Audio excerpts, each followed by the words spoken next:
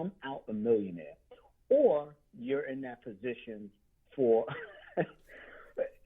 you basically can't get fired or anything like that. I don't know why we are not allowed to. Our president, our commander in chief, the most powerful man thus far, man in office, has to switch out in 4 to 8 years.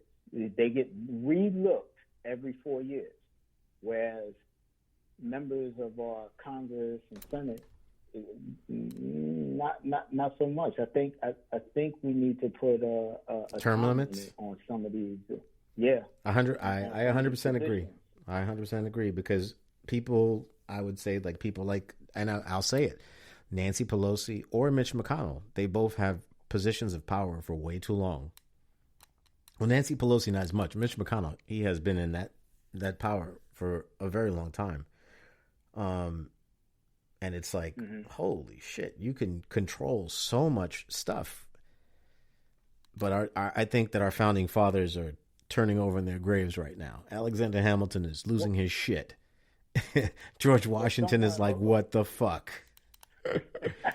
And they're all waiting to say, okay, please let I'm sorry to interrupt you. Please let the shit that we put in place, please let that shit work, because that's what it seems like right now, that this is the election for the country. And I find it very funny, and I'm sorry I keep going off on that. I find it very funny that people are very pro-Trump supporters thinking that Biden's going to bring he's going to bring socialism. Like, no, that was Bernie Sanders. That wasn't Biden. He's nowhere next to that. But you can't say that, in this case, you can't throw the baby out with the bathwater. There are some good aspects. I mean, they called our Social Security, right? The same type of medical coverage I get that the president got. That's a socialistic program. Oh, I think everybody should get that. I think everybody should get that. We've been paying towards that in our, with all our taxes, all us poor people pay. Why not? Right. So there are some benefits that can be taken from it. No one says that you got to go completely all the way off the rails with it.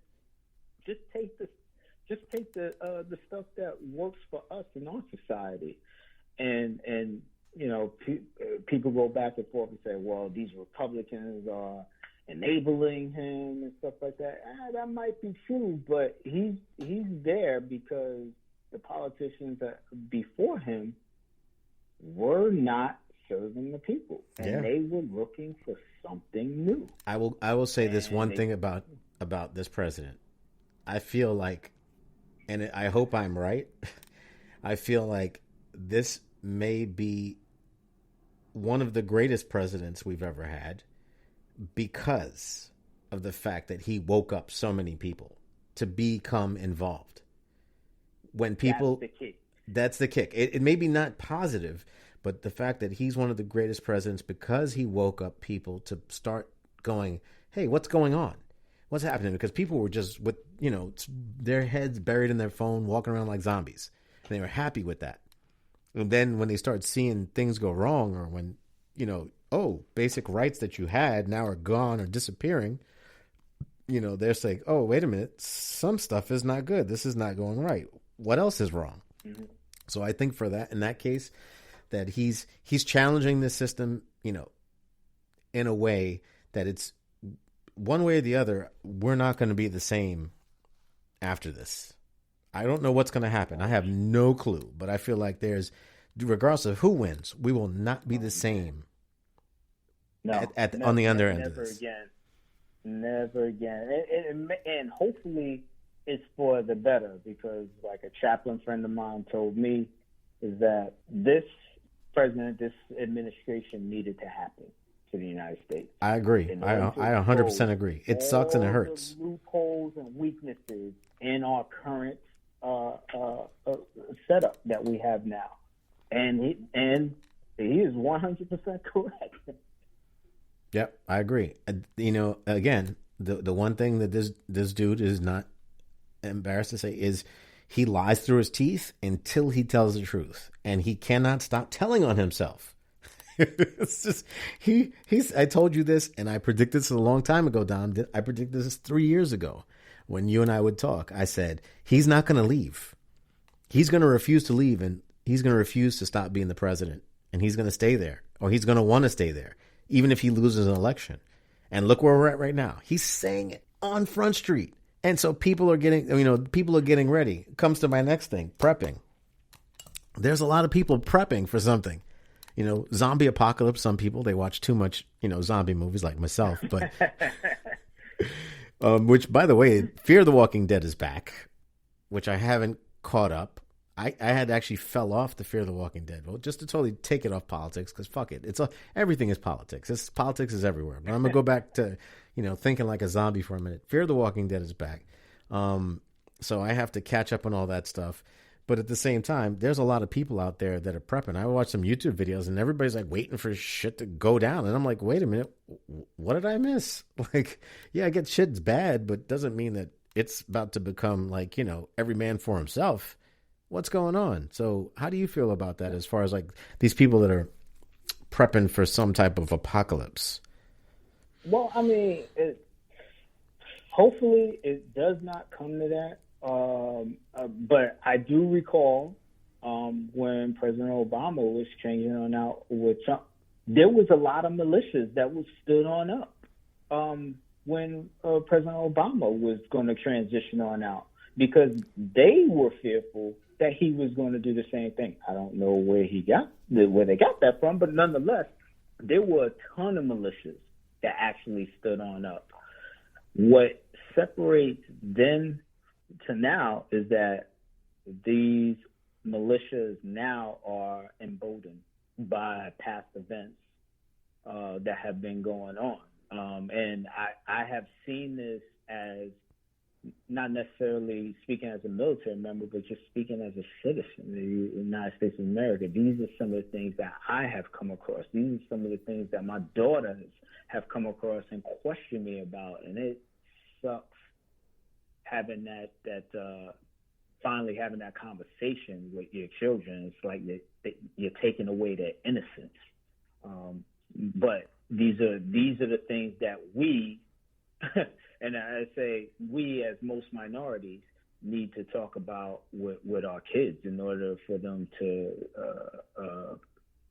frankly, to stay alive out in society and give in certain situations. Yeah, I guess that's definitely for another episode, because it's so many different layers and levels to this stuff. I can't even to what you say to your kids, like Jesus Christmas, but there's so many different variables. You just don't know how things are going to unfold. You know what I mean? Right. What I was going to say is that I feel like a lot of Americans in general, they should go back to this popped in my head this week, but I thought, they should probably watch Hamilton, the play, and remember where we came from as a country and how we became the country we are and what we opposed, to then realize where we should be. I think there's a time where we need to remember our history. This forgetting history does not benefit anybody. Forgetting how we opposed tyranny and having a king, we should not forget. How we came away from slavery, we should not forget. It sucks. It's ugly. Racism, it's ugly, but we can't forget it. The civil rights movement, we shouldn't forget those things. We should remember all those different things, all the ugliness, so that we can become the best country that we can be within the world and become that superpower again. Because right now, we're pissing up wind, and we're pissing into the wind, and it's hurting us. But I think we can get there. I really believe. I'm solidly positive that we have that foundation. We just have to remember it. Do you know what I mean? There's so much other information coming in from outside sources that we could remember where we are. And when all those people were wearing those American flags on their faces, or Kid Rock is wearing American flag pants, and which, by the way, should not be doing that, but that's a whole nother segment. Technically, it's illegal. I get it. It's written and it is illegal. And even where I wear an American flag hat, or I'll wear a face mask now with the American flag on it. But it doesn't make me automatically some type of Trump supporter or something like that. I believe in, the basis of our country. I've lived in a country where we have Sharia law.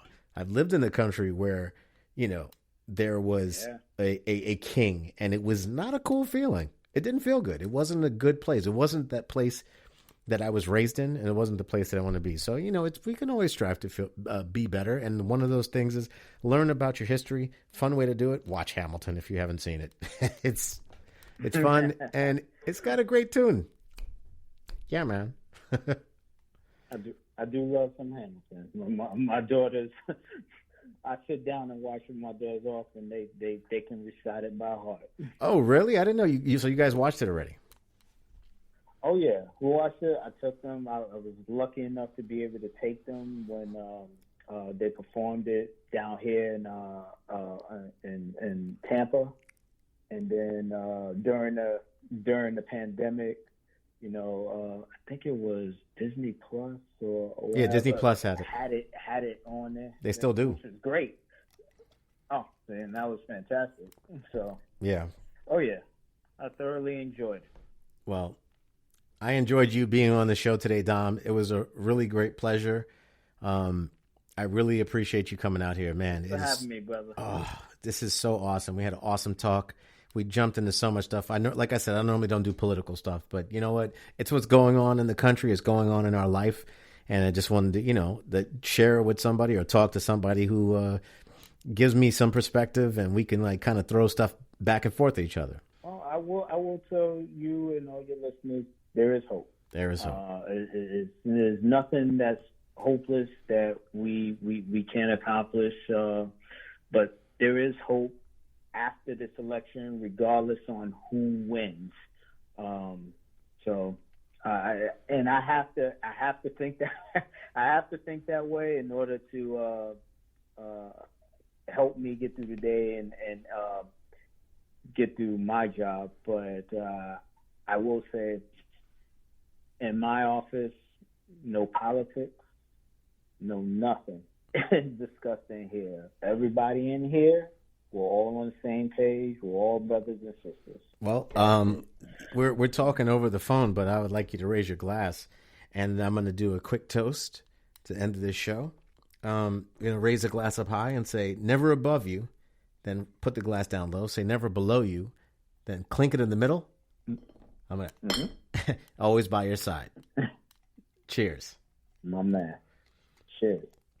I don't know where you are in the world today, but I hope you have a good morning, a good afternoon, and a good night. From the Church of Beers, my name is Carlos Pastor, a.k.a. Pastor Los. Cheers. Cheers. At the Church of Beers.